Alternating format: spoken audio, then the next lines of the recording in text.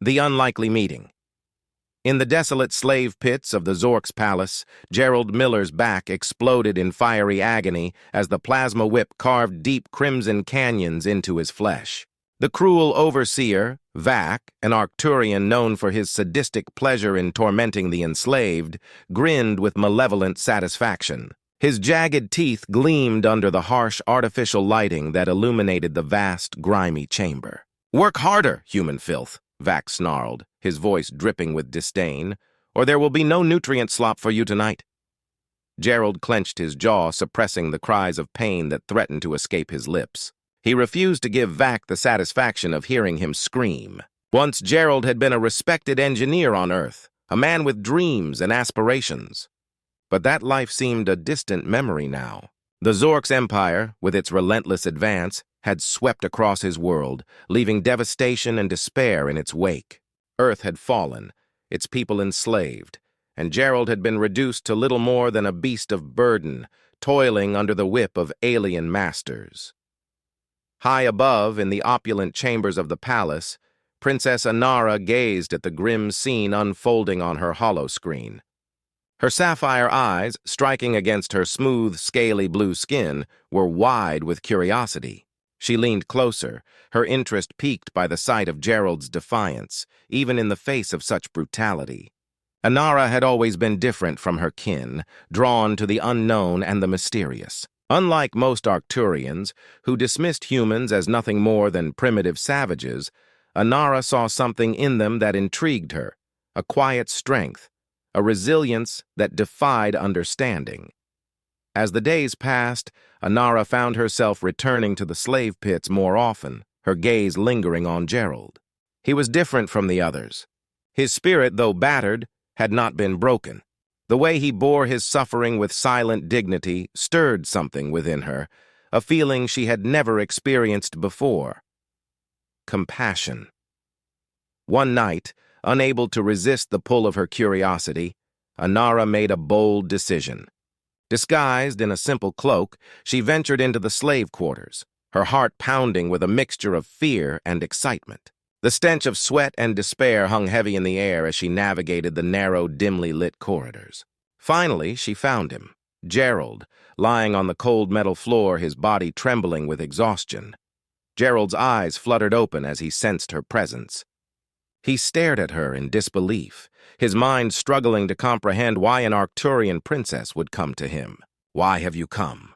he asked, his voice hoarse from days of labor and pain. "To learn," Anara replied softly, her voice barely above a whisper. Thus began a dangerous game, one that neither of them could afford to lose. Over the following weeks, Anara returned to Gerald night after night, drawn to him by an inexplicable bond. They spoke in hushed tones, their conversations weaving a tapestry of memories, dreams, and forbidden knowledge.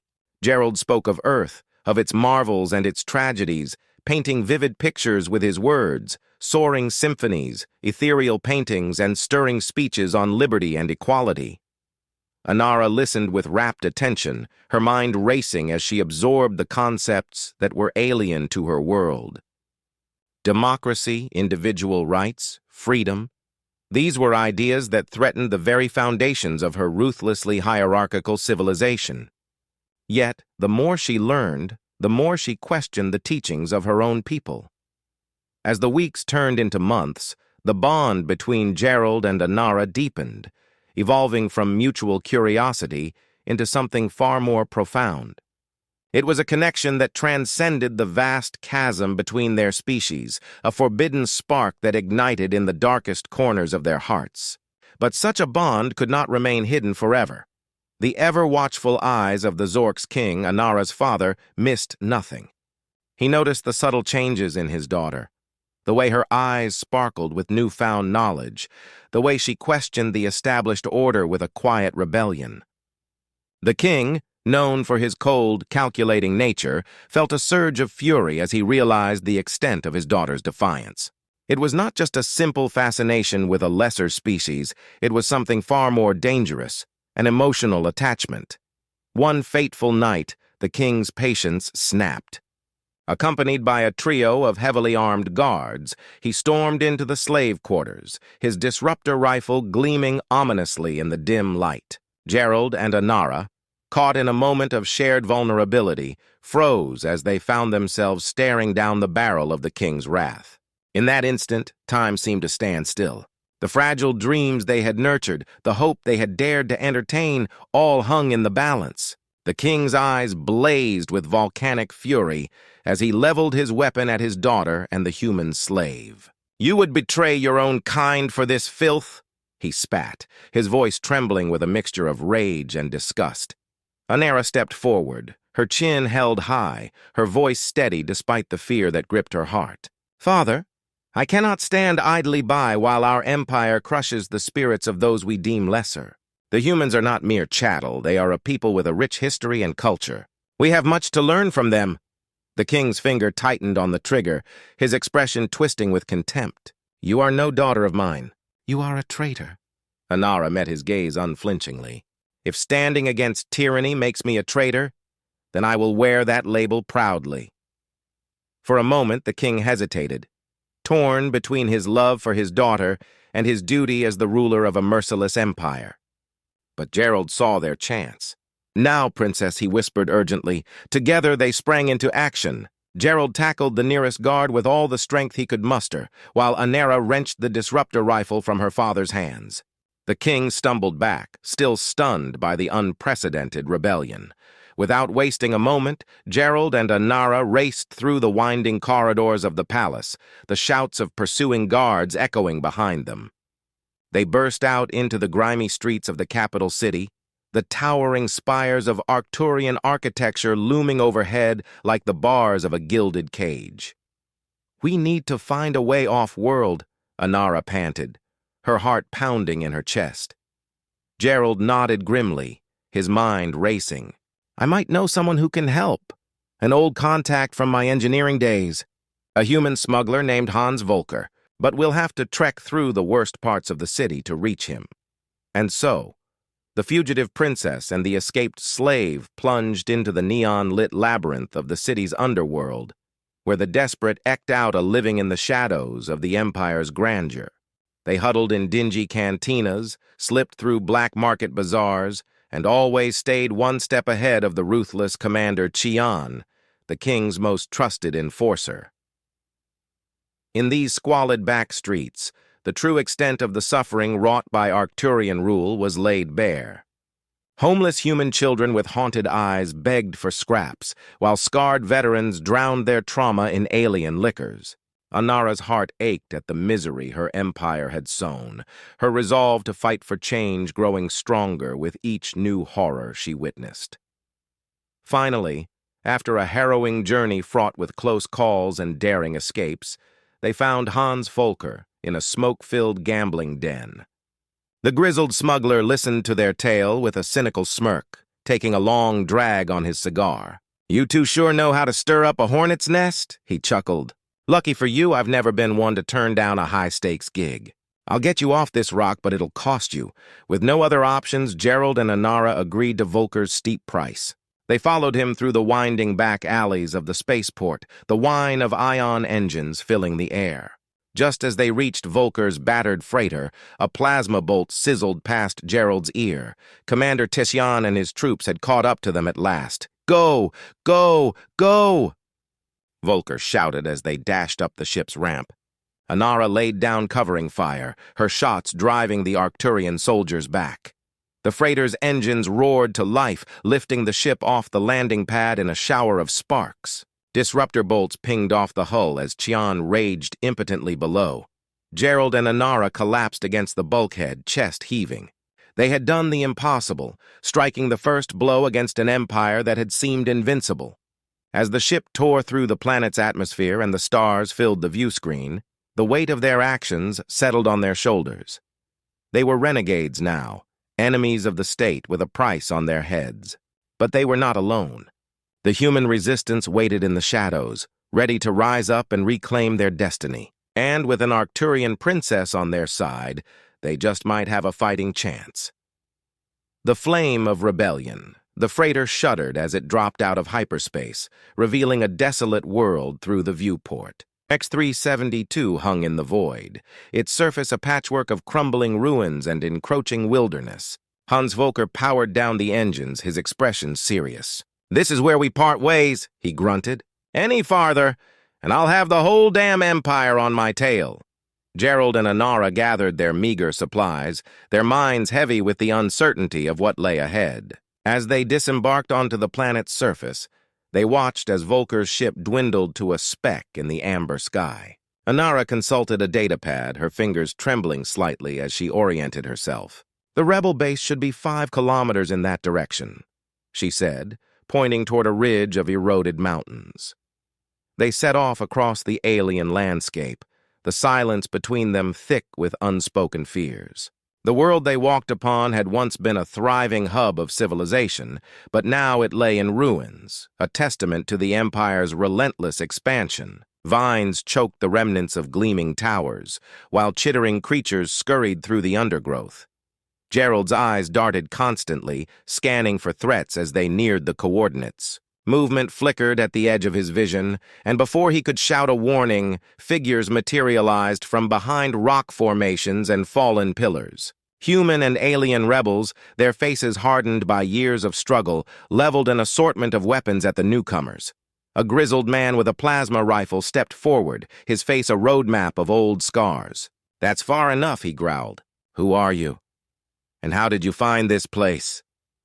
Gerald raised his hands slowly, his voice steady despite the tension crackling in the air. "I'm Gerald Miller, former slave of the Zorks Empire. This is Princess Anara. We've come to join the rebellion." The man's eyes narrowed, suspicion etched into every line of his face. A likely story. "And I suppose the Arcturian is here out of the goodness of her heart?" "She helped me escape," Gerald insisted, his tone firm. "Risked everything to do it." "It's true," Anara interjected, her voice carrying the weight of conviction. "I've seen the evil my people have wrought. I want to help end it." The rebel leader studied them for a long moment, the silence stretching into eternity. Then, with a curt nod, he lowered his weapon. "I'm Marcus Reeves," he said finally, "and if you're lying, you'll wish the Empire had found you instead." Reeves led them through a concealed entrance into a vast underground complex. The atmosphere inside was a stark contrast to the barren wasteland above. Rebels of various species moved about with purpose, carrying weapons and crates of supplies. The air hummed with the energy of a movement on the brink of something monumental. In a large chamber filled with holographic displays, they met an Arcturian woman with vibrant purple scales. She inclined her head in greeting. "Dr. Zara Kreos," she introduced herself. "A pleasure to meet a fellow defector, Your Highness." Anara nodded, her expression guarded. "The pleasure is mine, Doctor." As they gathered around a strategic holomap, Dr. Kreos explained her plan to cripple the Imperial fleet with a computer virus. Anara listened intently, her mind racing with possibilities. "I can get us into the central computer core," she offered, her voice resolute. "I know every corridor and security measure in the Imperial Palace." Murmurs of surprise rippled through the assembled rebels. Reeves raised an eyebrow, his skepticism plain. "You'd risk everything to help us?" Anara met his gaze unflinchingly. "This isn't about risk. It's about doing what's right." The rebels began formulating their audacious plan, each contribution adding a layer of complexity to the operation. But as they worked, an alarm suddenly blared throughout the base, cutting through the air like a knife. A panicked voice crackled over the comms. "Imperial fleet incoming!" Massive force led by Commander Chian. Reeves barked orders as rebels scrambled to battle stations. He turned to Gerald and Anara, his expression grim. "Looks like you'll get your chance to prove yourselves sooner than expected." Gerald nodded, accepting a blaster rifle from a nearby rebel. Anara gripped her own weapon, purpose etched on her features. As the first explosions rocked the base, Gerald and Anara shared a look of silent understanding. Whatever came next, they would face it together. The ground shook as Imperial forces pounded the rebel base's defenses. Gerald gripped his rifle tightly, his muscles tensed for action. "Incoming!" a rebel shouted as a plasma mortar screamed overhead. The explosion rocked the command center, showering them with debris. Through the chaos, Anara's voice cut through on the comms. "Gerald, we need you to lead Alpha Squad. The east flank is collapsing." He sprinted through smoke-filled corridors, dodging panicked rebels and falling chunks of the ceiling. Outside, the sky burned orange with anti-aircraft fire. Gerald found Alpha Squad pinned down behind a crumbling barricade, Imperial troops advancing relentlessly. "On me!" he bellowed, vaulting over the barrier. His rifle spat blue energy bolts, downing 2 Arcturian soldiers. The squad rallied, following his lead in a desperate counterattack. For hours, the battle raged across X-372's ruined landscape. Gerald's tactical genius shone as he outmaneuvered the numerically superior Imperial forces. But the rebels paid dearly for each meter of ground, their ranks thinning with each skirmish. In the command center, Anara coordinated the defense with grim efficiency. "Divert power from sectors 3 and 4 to reinforce the shield generator," she ordered, studying tactical readouts. "And get me a status report on our ammunition reserves." Dr. Krios rushed in, her scales flushed with exertion. "The virus is working!" Imperial ship-to-ship communications are in chaos, but Qian is adapting faster than we anticipated. A deafening roar drowned out her next words as the base's outer defenses crumbled under concentrated fire. Alarms blared as Imperial troops breached the perimeter. "This is it," Anara whispered, drawing her sidearm. "Our last stand." Suddenly, the command center's main view screen flared to life. A sea of ships filled the space above X-372, dwarfing the Imperial fleet. "This is Admiral Jen of the Free World's Armada," a gruff voice announced. "We stand with the rebellion. Prepare for immediate support." Cheers erupted as the newly arrived fleet engaged the Imperials. On the ground, Gerald watched in awe as dropships disgorged fresh Allied troops, turning the tide of battle. Hours later, as the last Imperial ships fled the system, Gerald and Anara reunited amid the smoking ruins of the base. They embraced fiercely, relief and exhaustion etched on their faces. "We did it," Gerald breathed, his voice thick with emotion. "We actually held them off." Anara nodded, her eyes shining with hope. "And we're not alone anymore. The galaxy is finally waking up." Their moment of triumph was cut short as Dr. Krios approached, her expression grim. "We've intercepted a coded Imperial transmission," she said, handing Anara a datapad. "It's from your father." Anara's scaled fingers trembled as she read the message, her face paling. "No," she whispered, her voice tinged with dread. "What is it?" Gerald asked, a knot of fear tightening in his gut.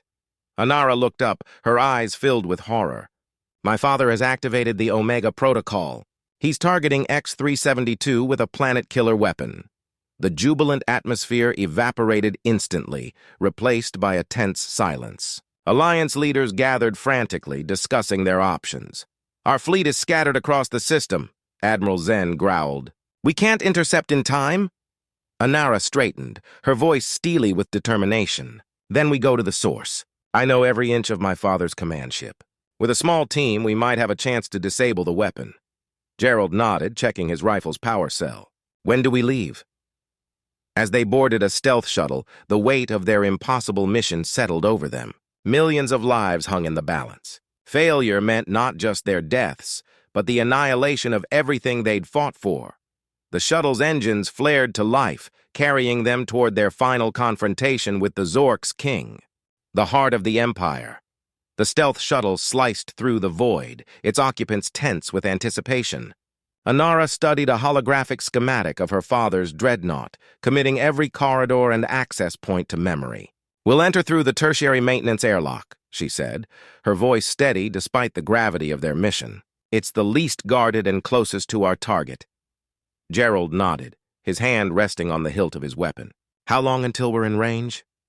3 minutes, the pilot replied, his fingers dancing across the controls. The massive dreadnought loomed before them, its hull bristling with weapon emplacements. As they approached, Anara input a series of complex codes, bypassing the ship's formidable defenses. "We're in," she whispered as the airlock cycled open. The strike team moved swiftly through the ship's bowels, Anara leading the way with unerring precision. They encountered no resistance at first, the element of surprise on their side. But their luck couldn't hold forever. A klaxon blared, red emergency lights bathing the corridor in an eerie glow. "Intruder alert!" a mechanized voice droned. "All personnel to battle stations." "So much for stealth," Gerald muttered, raising his rifle.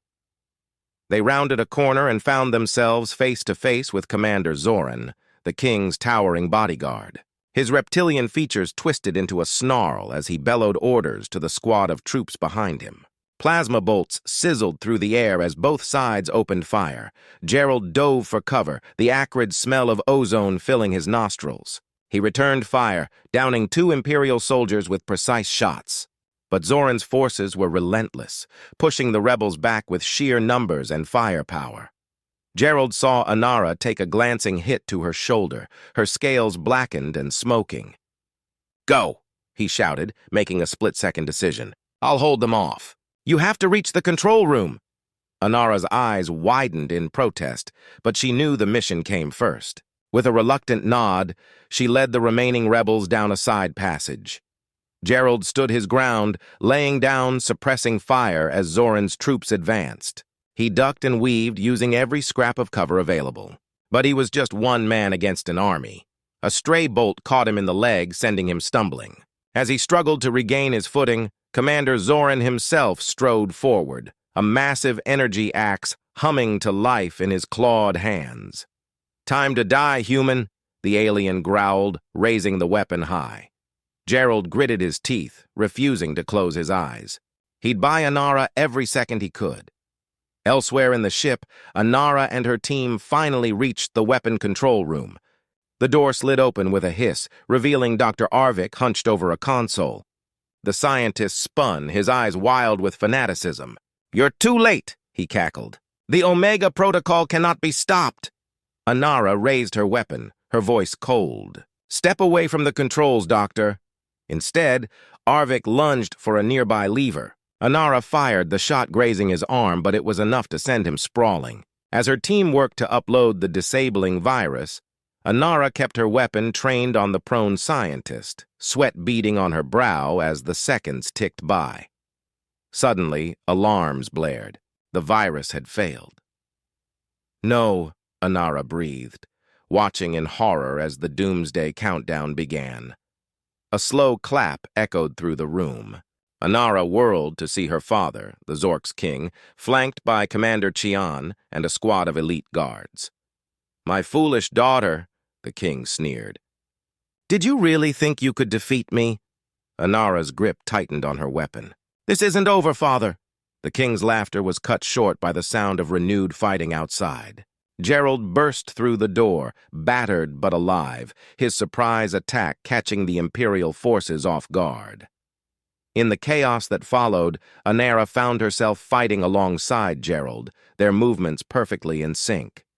Together, they cut through the king's guards like a scythe through wheat.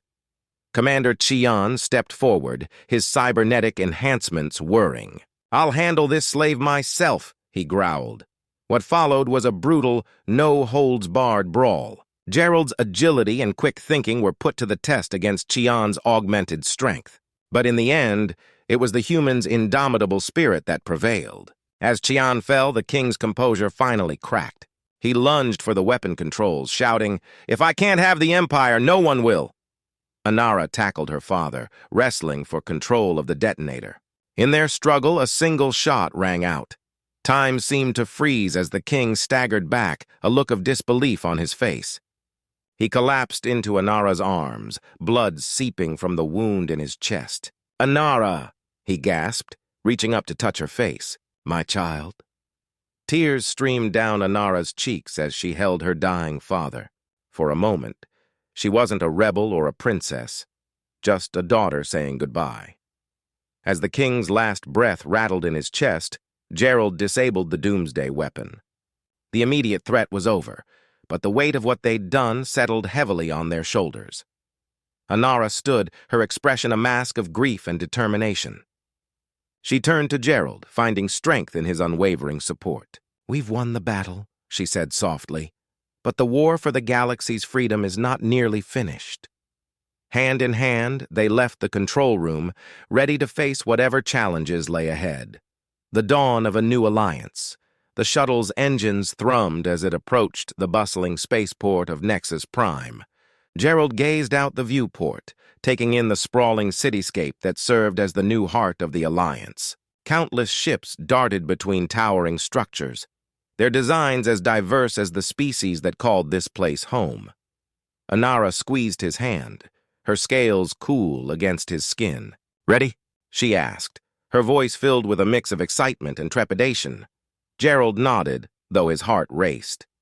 The last few weeks had been a whirlwind of debriefings, strategy sessions, and hurried preparations. Now, they would face the jubilant masses who hailed them as heroes.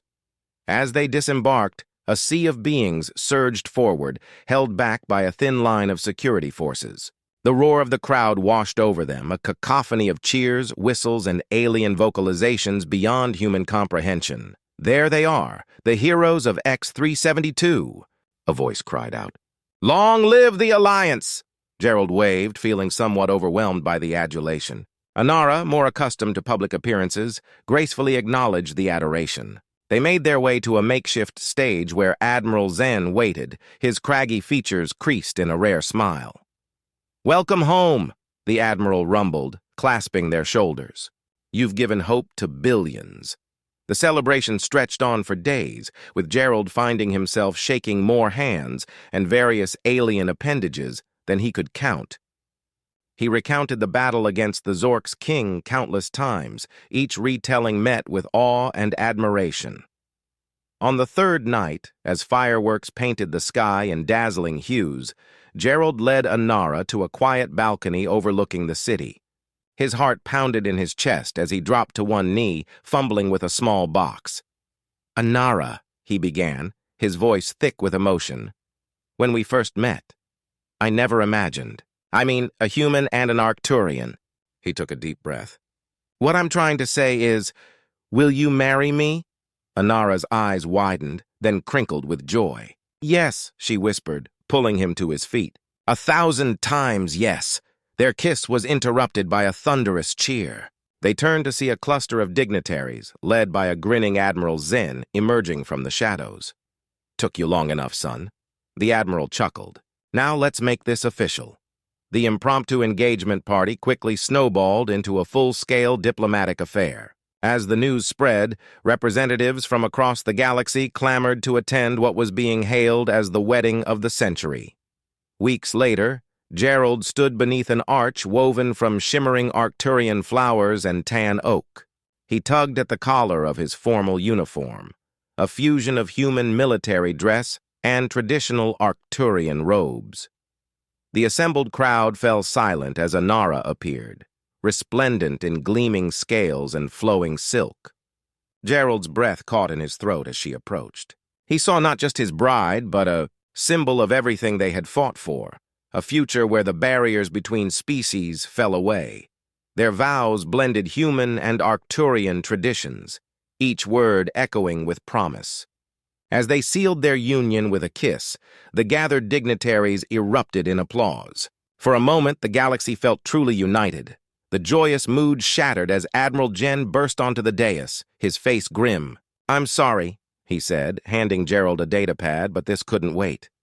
Gerald's eyes widened as he scanned the report. "Qian," he growled. Anara read over his shoulder, her newlywed bliss evaporating. "He's consolidated power faster than we anticipated." The honeymoon would have to wait. Within hours, they were back in the war room, poring over intelligence reports and strategic projections. The sovereign Arcturian territories posed a grave threat, with Qian at the helm. "We need to hit them before they can fully mobilize," Gerald argued, pointing to a cluster of systems on the galactic map. Anara shook her head, her expression thoughtful. "Many of those worlds are still loyal to the old empire. We can't afford to make enemies of the entire population." Their debate raged late into the night, each bringing their unique perspective to bear. In the end, they forged a plan that balanced decisive action with diplomatic outreach. Their first target, Flaren 5, a hellish world of fire and ore. As their stealth shuttle pierced the planet's toxic atmosphere, Gerald gripped his rifle tightly. Beside him, Anara's eyes gleamed with determination. The mission ahead would push them to their limits, but as Gerald met his wife's gaze, he knew that together, they could face any challenge the universe threw their way. The crucible of war. The acrid stench of sulfur filled Gerald's nostrils as their shuttle touched down on Flaren Fee's blistering surface.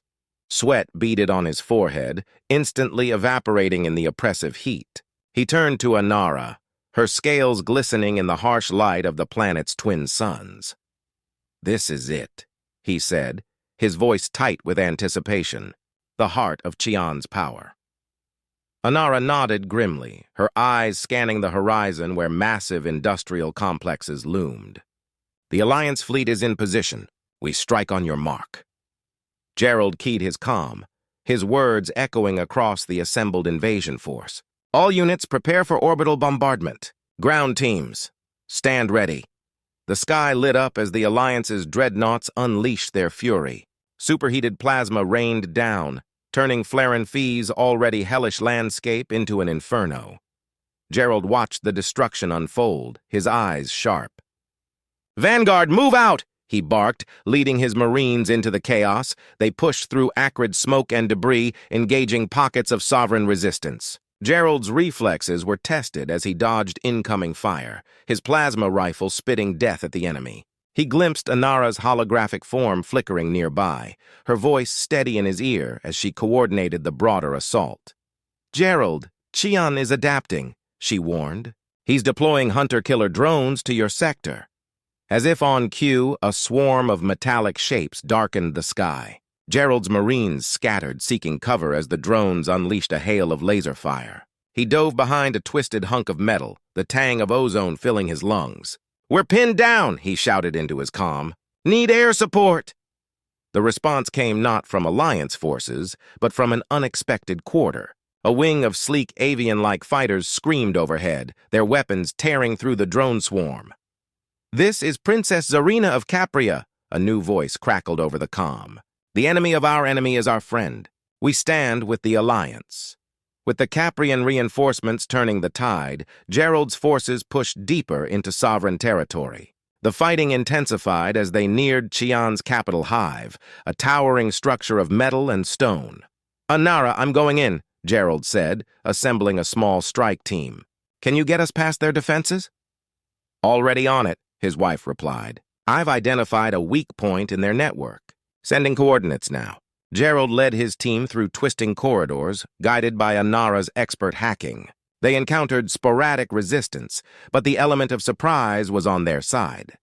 As they neared the central chamber, a blood-curdling scream echoed through the halls. They burst into Qian's inner sanctum to find the sovereign leader holding a knife to the throat of a Caprian female. Princess Zarina stood nearby, her face a mask of anguish. "Evany!" she cried, reaching for her sister. Qian's cybernetic eyes gleamed with malice. "One step closer and she dies," he snarled. "Surrender now or watch her bleed." Time seemed to slow as Gerald assessed the situation. But before he could act, Evany made her move. With lightning speed, she produced hidden nanoblades, slashing at Qian's face. The sovereign roared in pain and fury, easily overpowering the Caprian princess. But his moment of distraction was all Anara needed. She materialized behind him, her plasma blade humming to life at his throat. "It's over, Qian," she said coldly. "Order your forces to stand down." For a moment it seemed the sovereign might comply. Then his face twisted into a grotesque smile. "If I burn, we all burn," he growled, pressing a concealed detonator. The floor shuddered as explosions ripped through the facility. Warning klaxons blared, announcing an imminent reactor meltdown. "We have to go!" Zarina shouted, supporting her wounded sister. Gerald locked eyes with Anara, seeing his own determination reflected there. "Not without you," he said firmly. They raced through collapsing corridors, the heat at their backs growing more intense with each passing second. Gerald half-carried Evany, feeling the Caprian's strength fading. They reached the surface just as the reactor went critical. From the relative safety of their evacuation shuttle, they watched Flaren Fee's surface erupt in a cataclysmic explosion. The sovereign stronghold was no more. Hours later, aboard the Alliance flagship, Gerald stood with Anara on the bridge. They gazed at the ravaged planet below, victory mingling with the bitter taste of destruction. "What now?" Anara asked softly. Gerald's mind raced, weighing the cost of continued conflict against the possibility of a lasting peace. He took a deep breath, knowing his next words could shape the future of the galaxy. "We offer them a choice," he said firmly. "An amnesty, a chance to rejoin the Alliance." "We can't afford an endless war of attrition?" Anara raised an eyebrow, her expression unreadable. "That won't be a popular decision with everyone." Gerald nodded grimly. "No, it won't. But it might be our best chance for real peace." As if on cue, Admiral Zen approached, his face etched with concern. "We've detected sovereign transmissions from 3 systems," he reported. "They're rallying their remaining forces." Gerald straightened, squaring his shoulders. The next phase of their struggle was about to begin, and he knew the choices they made now would echo across the stars for generations to come. The final battle, Gerald turned to Admiral Zen, his teeth clenched. "Broadcast our amnesty offer on all frequencies," he ordered. "Give them a chance to lay down their arms and join us." The Admiral hesitated, his gaze searching Gerald's for certainty. "Are you certain, Captain? Many will view this as weakness." Before Gerald could respond, Commander Rege stormed onto the bridge, his scarred face contorted with fury. "Weakness? It's outright treason!" He jabbed a finger at Gerald's chest. "We didn't fight and bleed to welcome these Arcturian scum back with open arms." The tension on the bridge skyrocketed as voices rose in heated debate. Gerald raised his hands, calling for silence. "We can't afford an endless cycle of violence," he argued. "This is our best chance for lasting peace. Peace, respect. Tell that to the billions who died under sovereign rule." Princess Zarina stepped forward, her regal bearing a stark contrast to Rage's scarcely controlled rage. "As someone who has seen the cost of this war firsthand, I support Captain Gerald's proposal. Reconciliation is the only path forward." The debate might have raged for hours if not for an unexpected interruption. Ebony, still weak from her ordeal, pushed her way onto the bridge. Her voice, though quiet, cut through the argument like a knife. "I was there," she said, her eyes haunted. "I saw the brutality of Qian's regime up close. But I also saw the fear in the eyes of many who served him. They were loyalists, yes, but many were coerced, manipulated, or simply misguided." She took a shaky breath before continuing. "We must offer them a way back, a chance to renounce their actions and rejoin a united galaxy." A hush fell over the bridge.